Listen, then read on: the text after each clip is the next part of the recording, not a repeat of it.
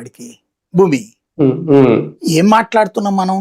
మనం చేసే ఉమ్, తప్పుడుని కూడా సమర్థించుకుంటూ ఉమ్, అదే సమయంలో ఉమ్, అంతకుముందు ఇంకోటి ఆ మొక్క ఏదో చెప్పారు, జగన్ టైంలో అసలు ఉద్యోగాలే లేవు, పారిపోయారు. అవును, అవును. 1,30,000 ప్రభుత్వ ఉద్యోగాలు. ఈయనేంది నేను ఏదో 3 5 లక్షలు 4 లక్షలు లక్షలు ఇచ్చానంటున్నాడు. 6 లక్షలు టోటల్ గా ప్రైవేట్ కూడా కలిపి. సరే ఉమ్, జగన్ టైంలో కూడా 20 లక్షలు ఉంటాయి లెక్క కట్టుకుంటే. ప్రైవేట్ ఉమ్, ఉద్యోగాలు నువ్వు ఇప్పించేది ఏంది దాంట్లో?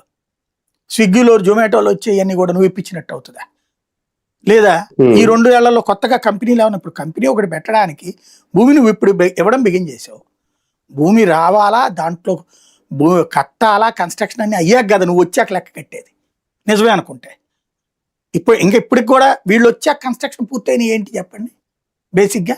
ఉమ్, ఉమ్, ఇప్పుడు ఒకవేళ ఉద్యోగాలు వచ్చుంటే జగన్ టైంలో వచ్చిన కంపెనీల్లో ఉద్యోగాలు అవుతాయి కదా అవును, బేసిక్గా. ఉమ్, ఉమ్, ప్రభుత్వ ఉద్యోగాలు వీళ్ళు ఇచ్చింది ఒక 6,500, ఇదే 16,500 టీచర్ పోస్టులు, ఉమ్, 6,000 కానిస్టేబుల్ పోస్టులు. గవర్నమెంట్ ఇయే కదా ఇచ్చింది వీళ్ళు. అవును, ఉమ్, జగన్ 1,35,000 ఇచ్చేసాడు కదా మొదటి ఏడాది. వీళ్ళు 2 ఏళ్లలో ఉమ్, ఇచ్చింది ఈ అవును. అతను 1,35,000 మొదటి ఏడాది ఇచ్చేసాడు కదా. అవి తర్వాత పూర్తిగా 5 ఏళ్లలో ప్రభుత్వ ఉద్యోగాలు. ప్రభుత్వ ఉద్యోగాలు 5 ఏళ్లలో ఈ 2 వార్డు లక్షలు ఇచ్చాడు. సచివాలయాలు ఇవన్నీ. అతను 6 ఉమ్, లక్షలు చెప్తాడు. ఉమ్, సచివాలయాల్లో ఇదే వీళ్ళని ఎవరిని వాలంటీర్లు, వాలంటీర్లు మద్యం షాపులో పనిచేసేవాళ్ళు, ఇవన్నీ కూడా ఉమ్, చెప్తాడు. లేకపోతే అవి లెక్క ఆర్టీసీని కూడా చేయాలి. చెప్తాడు. అవి నేను లెక్క చెప్పను.